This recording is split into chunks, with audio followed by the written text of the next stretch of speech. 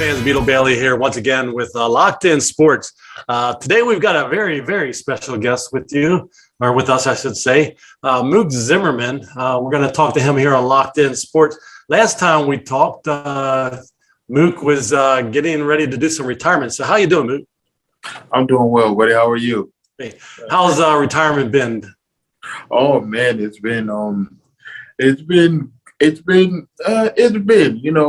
good and bad. Good and bad because of course you missed the game.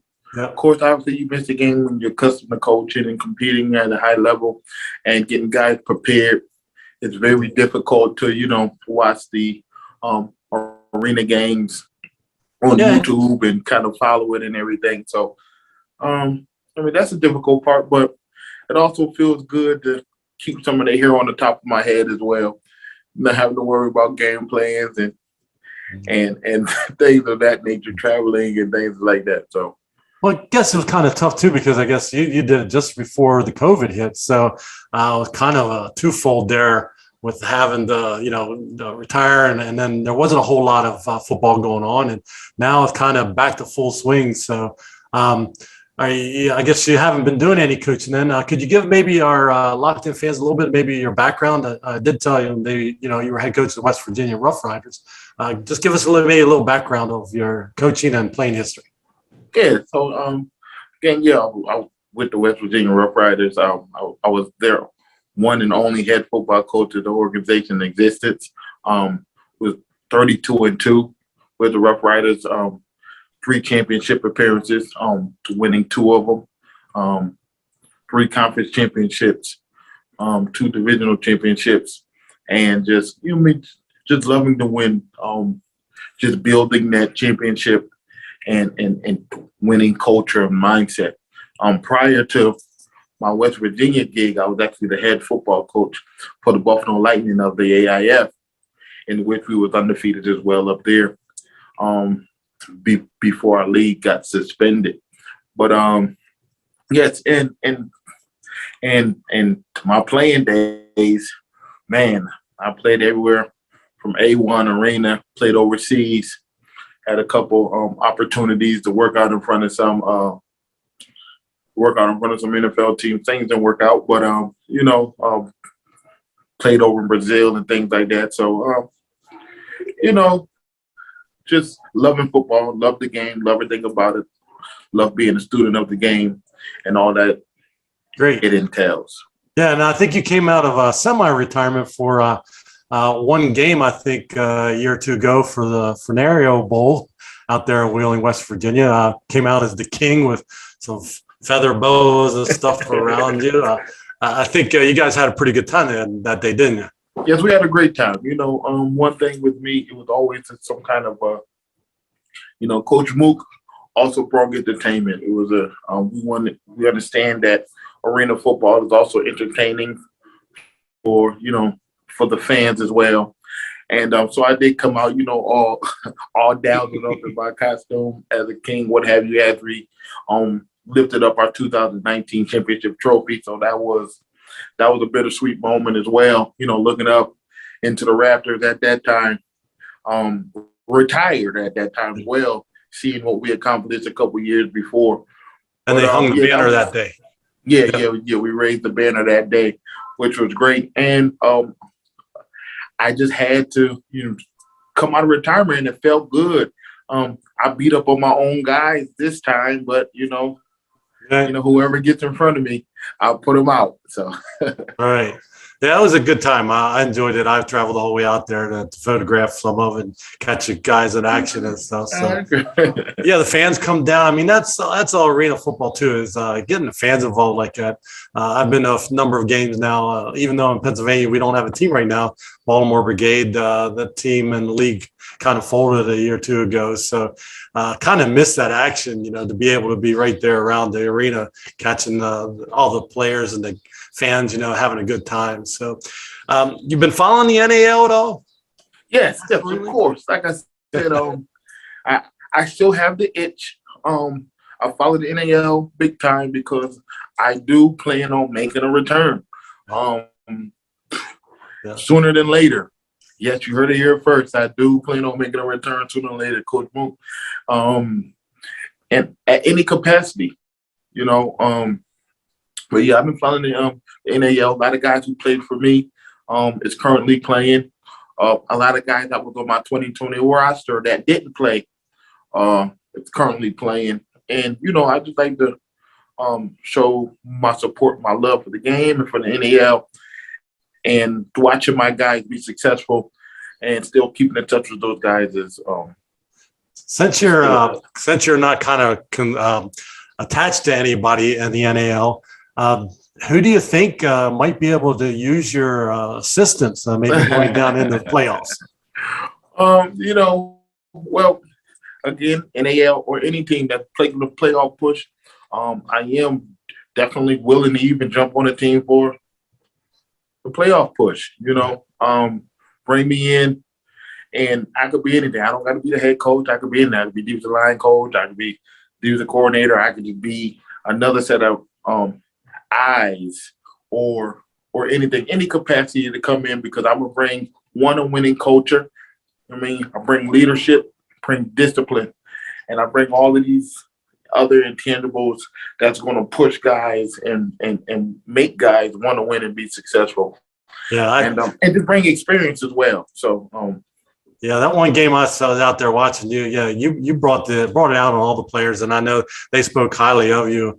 Well, did you play any Ironman football at all, or I mean, have you been around it all? Because I know that's been a big, should say controversy this year, but it is really different, I guess, when it comes to coaching.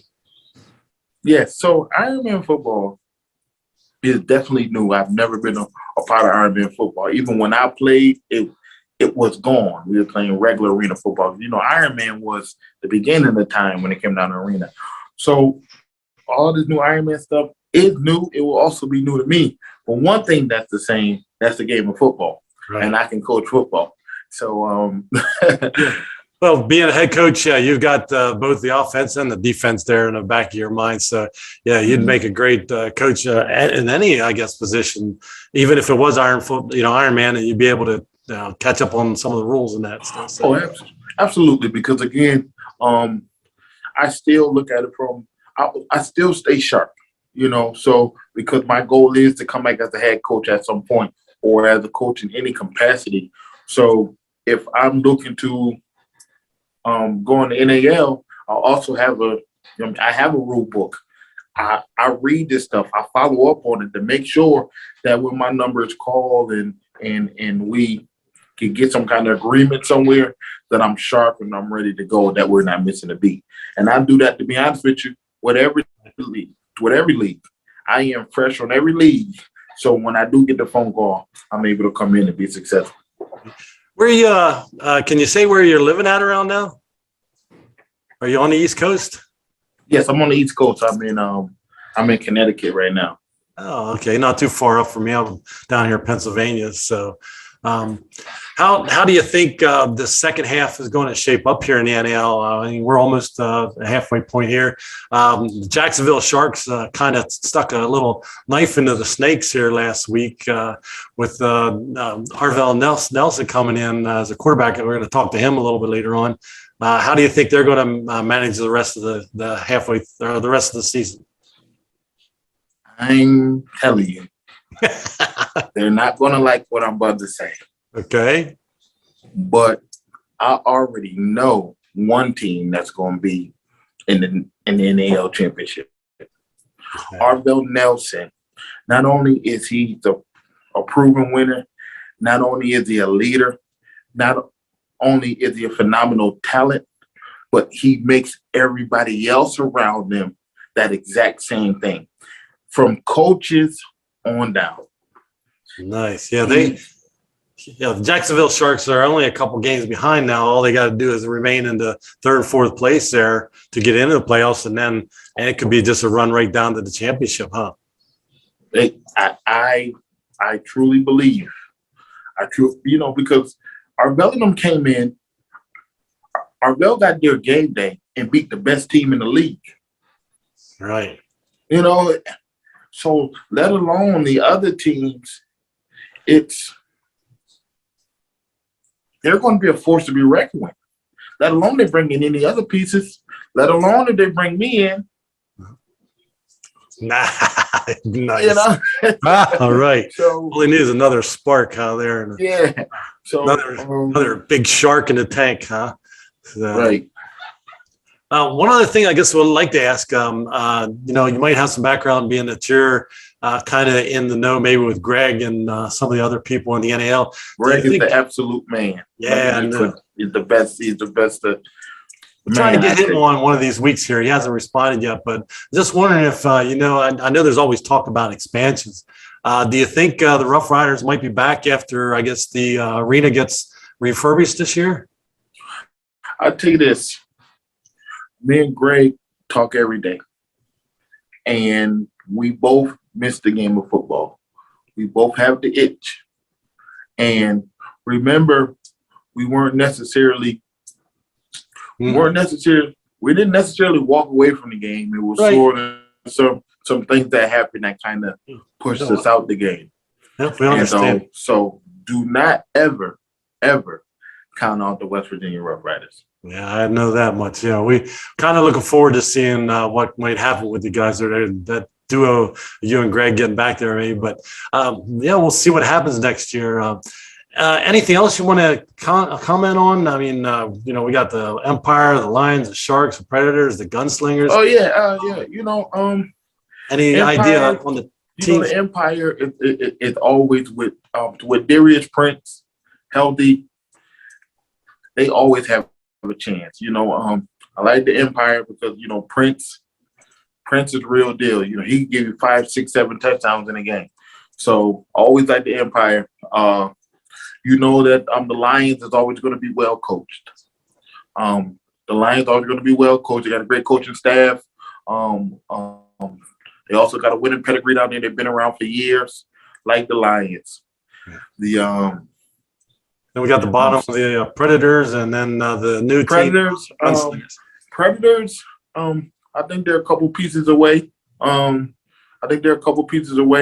do got some hungry guys. I do like that they have hungry guys, but I think they're a couple pieces away when it comes down to being championship contender.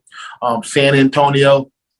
I mean, we knew that was going to be a long shot upon arrival, and I'm going to talk about the Cobras. Cobras, they're real deal. Coach Reginaldo down there, I mean, they are real deal. I actually played for Coach Reds when I played as well.